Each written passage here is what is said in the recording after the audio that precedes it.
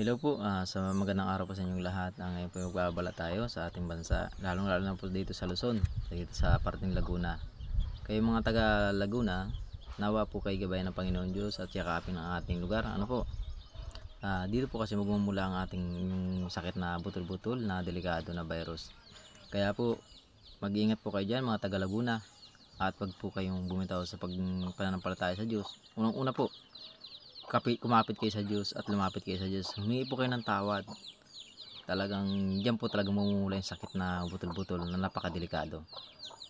Unang-una po, napakahalaga po ng paghingi ng tawad sa Panginoon Diyos. Yung tunay talaga po pagsisisi na galing po sa puso. Yan po, tumawag po kayo sa Diyos. Hindi po gaw-gawa itong video ito ha. At ito po yung nakita ko sa panaginip ko. At wala po, ni minsan po, hindi po nagsinungaling ang Diyos na nagpakita sa akin sa panaginip. Na dito po magmumula sa Laguna ang impacts na sinasabi, nakakalat na virus. Upo, mag-lockdown po talaga. Kaya po konting ingat, konting dasal para ito hindi mangyari. Ano po, talagang hindi po ito biro. Sana po ay wag po kayo magalit sa akin kasi nakita ko ang lugar ng Laguna, diyan magmumula ang sakit ng impacts. Yan po talaga sa pinakita sa akin eh. Nung May 18 po, hindi ko lang talaga pinusagad at iwan ng ganun nga po. Baka sabihin nila na nanakot ako. Opo, nag-post na po ako ng about sa ganun. Pinost ko na agad po para may patunay po ako na ganun nga mangyayari.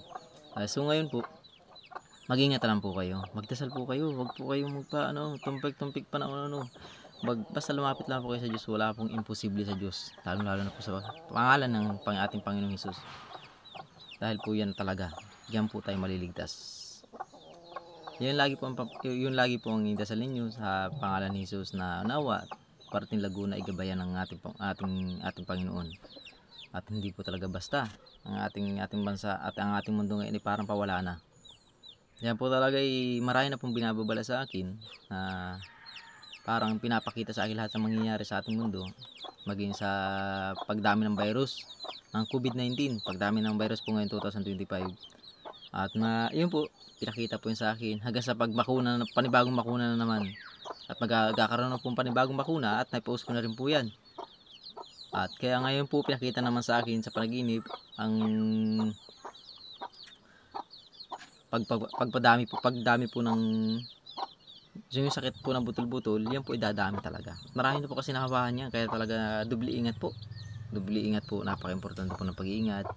May pagdarasal palagi at yung paglapit po sa Diyos, napaka-importante po niyan. Kaya sana po bawat lugar ay magkaisa po tayong magdasal. Huwag po tayong basta-basta dasalaan. Yung talagang gamitin po natin ang ating puso. Yan kaya po tayo ay pinarusahan po ng ganyan. Marami pong sakit na dumarating sa atin ay gawa po ng kasalanan natin. Marami po tayong kasalanan. Unang-una po dyan, huwag po sana kayo magalit sa mga LGBT. Pero po, bawal na bawal po yan ang LGBT. Lalo pagkasal po ng LGBT, napakabawal po yan. Malaking kasalanan po yan sa Diyos. Pangalawa po, yung pangangalunya. Usong-uso na po ngayon sa pangangalunya. Bawat lugar po, kilala ko na po, halos lahat nangangalunya na. Halos lahat po, babae, lalaki, nangangalunya. Kahit may mga asawa po sila kasal, pangangalunya na po talaga marami yan. Diyan po galit ang Diyos. Sinasabi ko po sa inyo, diyan po nagagalit ang Diyos. Kaya po tayo pinaparusahan sa pangangalunya. Pagkipagtalik sa kapwa lalaki, kapwa babae. Unang-una po dyan, yung pagkipaghiwalay, palitan ng asawa, napakadelikado po niyan. Huwag po tayo gumaya sa mga ganyan. Kung ayaw tayo paulan na ng apoy. Huwag po. Dahil nasa huling panahon naman po talaga tayo, maaari po tayo mapahamak lahat sa ating ginagawa. Yan po talaga napaka-importante, ang pagdarasal. Huwag po kayong titigil sa kadarasal dahil po ang bansa natin palibutan ng sakit. Yan po ang pinakita sa aking panaginip. Maging sa sugal po, kakalat po yan sa buong bansa. Pati bata ay gagawa nito. At hindi na po tayo kayang kontrolin ng gobyerno, kaya Diyos po ang kikilos. Diyos po ang kikilos ng sa ating ginawa. Dahil ayaw po magpakontrol ng tao. Ayaw pong maniwala sa mga namumuno. Kahit sugal po ay kakalat po yan sa ating bansa. Para po yan sakit. Kaya po Diyos ang kikilos. para po tayo ay bigyan ng leksyon at parusahan. Dahil nga nasa huling panahon na po tayo, kaya talaga kailangan po nating magdasal palagi at huwag tayong bibitaw sa Diyos. Kahit anong oras, kada minuto, anuman, magdasal po tayo. Ang gamitin po natin ay puso, hindi po isip. Huwag po ang isip. Dahil papahamak natin yan. Kaya po, sana po sa mga taga Laguna at sa buong Luzon at buong Pilipinas ay magdasal po tayo. Para hindi po kumalat itong virus na ito. At napakahalaga po, ang panahon po natin ay panahon ng Biblia. Panahon po ng Biblia, panahon po ng pagsisisi at pagbalik loob sa Diyos.